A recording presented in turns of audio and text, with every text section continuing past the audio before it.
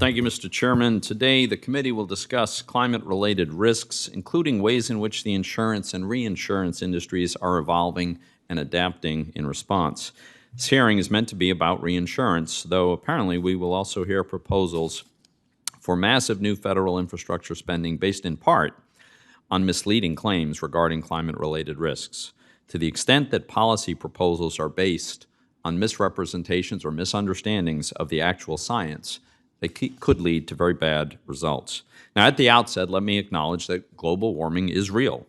However, we must also recognize at least three important points. First, there's actually significant debate within the scientific community about global warming's impact on man and the economy. Second, direct economic damages associated with extreme weather events have actually decreased, both globally and in the United States, when measured as a percentage of GDP. And third, insurance and reinsurance companies, whose very existence depends upon the presence of uncertain risks, have always adjusted to changing risks, and climate-related risks are no exception. In March, all 12 Republicans on this committee sent a letter to Fed Chairman Jay Powell expressing concern that financial regulators were seeking to impose costly new rules based on highly uncertain climate models. Unfortunately, proposals to assess climate-related risks to financial institutions are too often based on outdated scenarios and unrealistic assumptions. Even the Financial Stability Board acknowledges the massive uncertainty. They just issued a report earlier this month stating that, and I quote, "Financial institutions' exposures to climate-related risks are generally subject to greater uncertainty than those related to other financial risks," end quote. The report notes that this uncertainty derives from the inherent difficulty in modeling such risks and a lack of reliable historical data. Despite substantial modeling and data limitations, President Biden recently issued an unjustified executive order directing financial regulators to consider integrating climate-related risks into supervision and regulation. But good policy rests on a foundation of good science. As one recent publication in the leading science journal, Nature, stated, calls to integrate climate science into risk disclosure and economic decision-making, quote, has leapfrogged the current capabilities of climate science and climate models by at least a decade, end quote.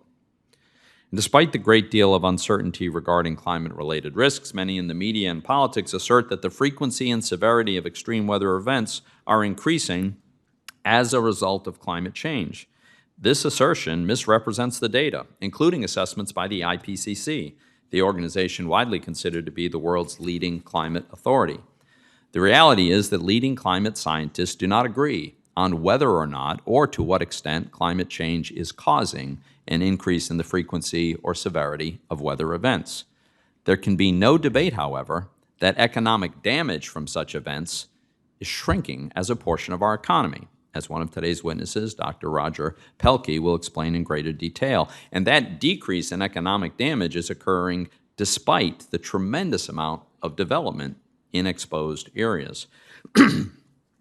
Further, the overwhelming reason for increased disaster losses in absolute terms is that locations exposed to loss have grown in wealth and population, not that global warming has increased the frequency or severity of extreme weather events. Behind the drive to impose climate-related regulations on financial institutions is a fatal conceit of progressivism, and that is that bureaucrats know the risks to business better than the businesses themselves.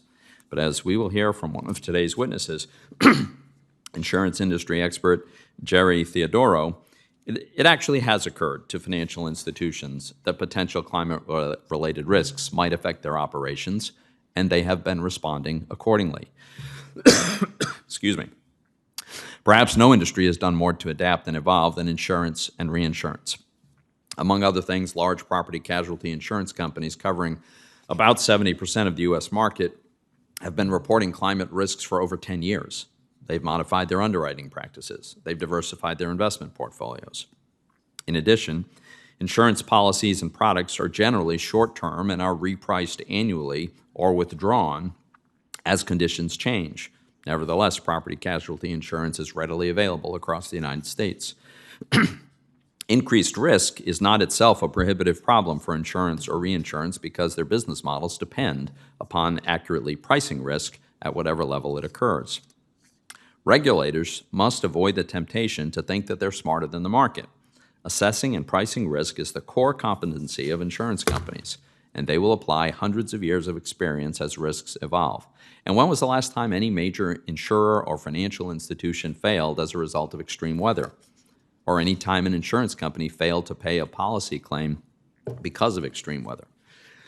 Finally, I'd like to note that states, not the federal government, have been the primary regulators of insurance for the past 150 years.